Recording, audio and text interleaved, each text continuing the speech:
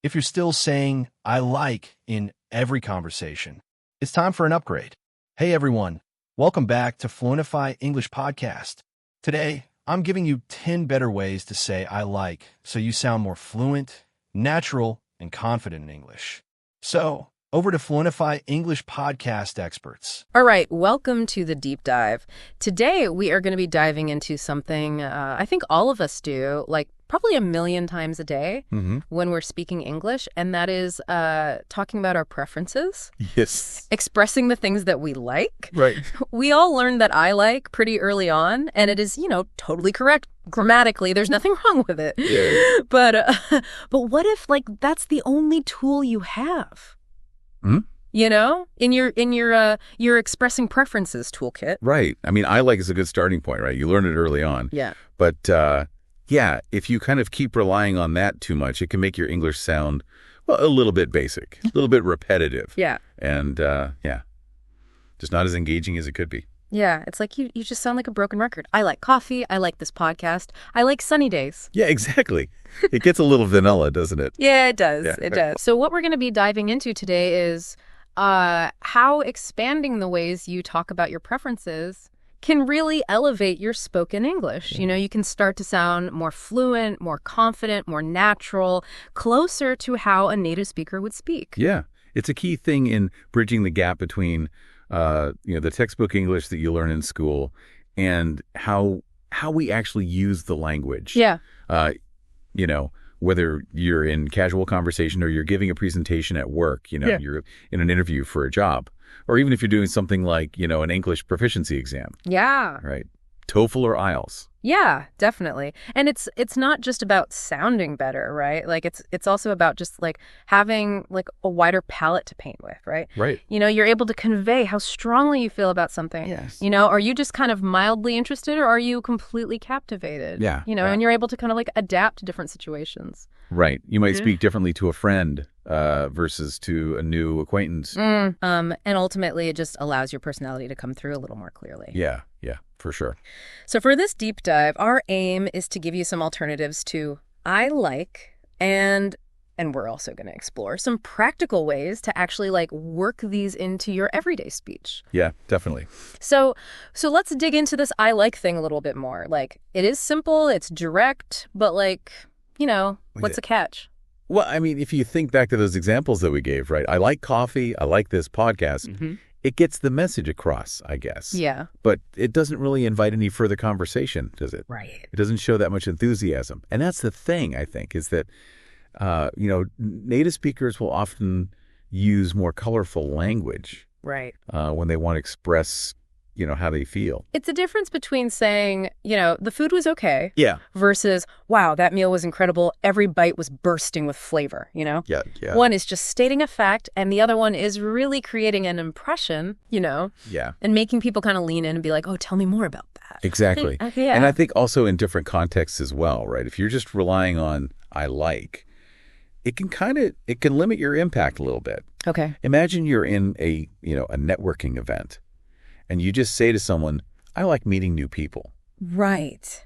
It doesn't really have the same effect as if you say something like, I genuinely enjoy connecting with new people and hearing their stories. Right. You never know what you might learn. It just conveys that much deeper level of engagement. Yeah. And the other person can kind of see oh, this person's, they're really present. They're interested in what I have to say. Exactly. Yeah. So we're on the same page that I like is useful, but it can be a bit, I don't know, understated. Yeah, for sure. So let's get into some alternatives. Okay. Where should we start in building up this more expressive vocabulary? Okay. So a good starting point is, especially if you want to express, quite a strong interest in something. Okay. Like a hobby or, some kind of activity you're into, is to use the phrase, I'm really into. I'm really into. Okay, so that already sounds a bit more involved than I like. Yeah. How might someone use that in a conversation? So instead of saying, I like playing the guitar, you could say, I'm really into playing guitar. I've been learning this new blues riff lately, and it's been totally absorbing. Oh, okay. So you're not just saying you like it, you're kind of giving them a little bit more. Yeah. You know, you're kind of like showing that you're engaged and that there's something current happening. Yeah, it kind of shows like there's this deeper connection. Right. And this ongoing engagement that you have with that activity. Right. So what's another good one that we can add to our repertoire? Okay. So another good option, especially if you want to show admiration for someone. Right. Like this could be a person, could be an artist, it could be some aspect of popular culture. Okay. You can use the phrase, I'm a huge fan of. I'm a huge fan of. Okay, so that definitely has a bit more oomph to it than just like, Yeah. I like. When would this phrase really shine? So this works really well if you want to express appreciation for someone's, talent or creative work. So for example, instead of just saying, I like science fiction movies, you can say, I'm a huge fan of science fiction movies, especially anything directed by Christopher Nolan. His storytelling is just brilliant. Right, so you're showing that you're not only, just like, casually interested, but that you're really enthusiastic, you're a fan, and you might even have some like specific knowledge. Yeah, exactly. It shows that genuine appreciation, and maybe you've even got some in-depth knowledge about that specific area. Okay, I get that. I like that. Now, what if you want to go even further? Like if you want to express something that's like bordering on intense enthusiasm? Okay, so for that, we've got a couple of really good options. Oh, okay. One is to say, I'm obsessed with. Okay. Right. And this conveys that, very strong interest or passion, often something you think about a lot. I'm obsessed with. Yeah, that definitely, takes it up a notch. Yeah. How would someone use that naturally? So you might hear someone say something like, I am obsessed with trying new recipes. My kitchen's constantly filled with exotic ingredients and the aroma of something interesting cooking. Right. So that's really showing like a deep, almost like a slightly all-consuming passion. Yeah, exactly. Okay, so obsessed is good for like those really, really intense interests. Yeah. What's another one that can kind of communicate that same like strong enthusiasm? Okay. Another one is I'm crazy about. And this also indicates, very strong enthusiasm. And this one can be applied to, a whole range of things from hobbies to food to experiences. Okay. I'm crazy about that. That sounds fun. That sounds energetic. Yeah. Give me an example. Okay. So instead of saying, I like swimming, Yeah. you could say, I'm crazy about swimming in the ocean. The feeling of the waves and the vastness of the water is just incredible. Okay, so that is painting a picture. Yeah. And it's giving like the senses. Totally. Right. It's evoking like a real much more vivid image. Exactly. Now, I know that there's also a phrase that you mentioned earlier, which is particularly common in British English. Yes. So in the UK, you'll often hear people say, I'm mad about. I'm mad about. And this also signifies, strong liking or enthusiasm. Mm-hmm. And it's quite similar to, like I'm crazy about in American English. Okay. I'm mad about. So how would a British speaker typically use this in a conversation? So, for example, you might hear someone in Britain say, I'm mad about gardening. I spend most of my weekends tending to my vegetables and flowers. Right. And they say it in a way that is like, it's enthusiastic. Yeah. And it's just a really common, natural way to express that. Totally. Now, we've learned a few good phrases here. We have. But just knowing these phrases isn't enough, is it? No, that's right. Like what can we do to actually like make this make these part of our spoken vocabulary like on a day-to-day basis? The key is active engagement. Hmm. Right. You can't just hear these phrases and then expect them to magically like become part of your, everyday speech. So what does this active engagement look like? Okay. So a very fundamental step is repetition. Okay. Right. So when you come across a new phrase that you like, that resonates with you, say it out loud. Don't just read it silently in your head. Right. This will help you with your pronunciation. Right. And it also starts to create that sense of familiarity in your mouth, right? Right. So it becomes more natural. It's like when you learn lines for a play, right? Yeah, exactly. You've got to say them out loud. You've got to say them to kind of internalize them. Yeah. What else? What else can we do to kind of go beyond just like passively understanding? So contextualization is really important as well, right? Okay. So don't just memorize the phrase in isolation.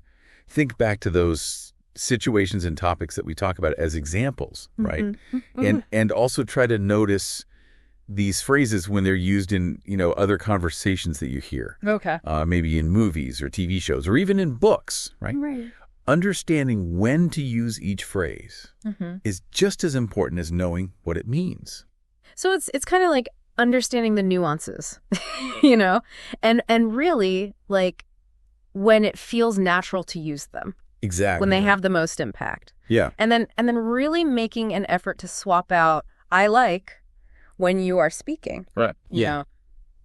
This is where the active recall comes in. Yep. Right? Like don't just default to I like this, make a mental note. Yeah. Okay, is there a better way to express this? Exactly. Yeah. And you can make it into a game. Right. It's like every time I notice myself saying I like, right. Can I challenge myself to use something else? Right.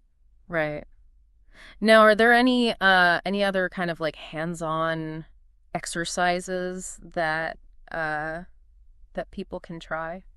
Yeah, definitely. One that's really effective is to, take a list of things that you would typically say I like about, right? Okay. And rewrite those sentences using those phrases that we've talked about today. Okay. So it's really simple, but it's really powerful. Okay, so it's kind of like taking that information and really like making it personal. Exactly. Okay.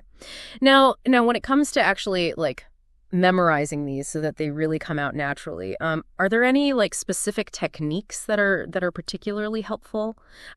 So the very act of practicing them, right, as we've been talking about, is a huge memory aid in itself, right? Yeah.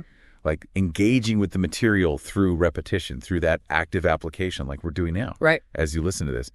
This is going to be far more effective for retention than simply just hearing or reading something once, right? So it's the physical act of saying the phrase, of using it to describe your own, your own preferences.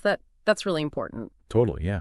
And also that contextual learning that we talked about, right? Okay. So understanding, the types of situations or topics where each phrase is used, this is going to, create these mental anchors that make it easier for you to recall the phrase. Yeah. Later on in a similar context. So like, if you associate, I'm a huge fan of, yeah. With talking about, I don't know, like artists that you admire. Yeah. Then like if you're in a conversation and you're talking about your favorite musicians. Exactly. Then it's easier to pull that phrase out. Yeah. Exactly. And linking the phrases as well to that specific level of enthusiasm that they convey, right? Okay. So really into is kind of a moderate interest, right? Obsessed with is, really strong. Yeah. These kinds of categories can really help you to retrieve the right phrase more quickly as well. Right. Right. And then we talked about that rewriting exercise. Yeah. You're swapping out like that's another way to really make those connections in your brain. Totally. Yeah. It's all about like actively working with the vocabulary. Yeah. So you're strengthening those neural pathways and making it much more likely that those phrases are going to come to mind automatically when you need them. Okay. So it's all about being an active participant, not just a passive receiver of information. Yeah. Now looking beyond this specific phrases, like what is the benefit of making this kind of vocabulary upgrade in general? I think the broader message here is about cultivating that mindset of continuous vocabulary growth in English, right? Mm-hmm. It's about actively seeking out more nuanced, more natural, more expressive ways of getting your message across, of conveying your thoughts and feelings. So it's kind of like upgrading like from a basic model to something more sophisticated and versatile, and you can do more with it and it operates more smoothly. Yeah. Because true fluency, it's not just about, having a huge number of words in your vocabulary. It's about being able to choose the right words to convey your intended meaning and really connect with, whoever you're speaking to. Right. Right. And a lot of the time that involves moving beyond those really simple early stage phrases. So it's interesting because like by making an effort to do something as like, seemingly simple as just replacing I like, we're actually like training our brains to pay more attention to these like subtle shades of meaning in language. Totally. It's like you're building this greater awareness of word choice, right? Yeah. And how these different phrases can subtly shift the tone and impact of your communication. Right. Right. And ultimately, that's what it's all about, isn't it? It's about expressing ourselves in a more precise way and in a more compelling way. And ultimately, just like, we want to refine our vocabulary. Yeah. Refine our speaking style. Right. So that we can communicate more effectively, more confidently, and, really just with greater authenticity. Yeah. It's like, it's not about just sounding, smarter or fancier. It's about like being a more capable communicator. Yeah. And I think it's about empowering yourself as well, isn't it?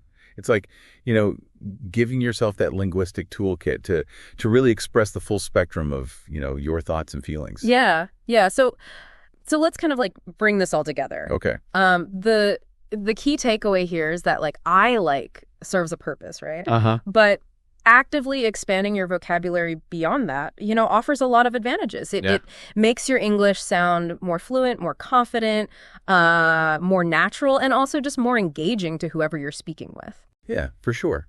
And we've looked at a few different alternatives to I like today. We have. Including, I'm really into. Yeah. For those things you're quite strongly interested in. I'm a huge fan of. Yes. For showing that admiration. Yeah. I'm obsessed with. Yeah. And I'm crazy about. Yep. For conveying that really strong enthusiasm. Yeah. And then we had, I'm mad about. Yeah. Which you might hear in British English. Right. And we've also talked about the importance of actively practicing these. Repetition. Yes. Really understanding the context. Consciously recalling the new phrases and also engaging in those interactive exercises, like actually rewriting some of those I like sentences. Exactly. Yeah, because ultimately this whole journey, beyond I like, is about embracing this continuous learning approach to language. Yep. It's about actively seeking out those more nuanced, more natural ways to express yourself. And I think that's a key aspect of becoming a truly, truly effective communicator. All right. So I've got a final thought for everyone out there to kind of chew on. Okay. Consider how intentionally shifting your vocabulary in this one very specific area, deliberately moving beyond that simplicity of I like. Yeah. Consider how that might not only alter how others perceive your English, right, but also how you perceive your own fluency and your own confidence as a speaker. That's a great point. Yeah. And it kind of begs the question, like, what other seemingly small, almost, unconscious vocabulary habits might be subtly limiting you without you even being fully aware of it? Yeah. So it's definitely something worth exploring a little bit more. Yeah. And thanks for taking this deep dive with us today. Thanks for having me. We'll see you next time. Yeah, see you later.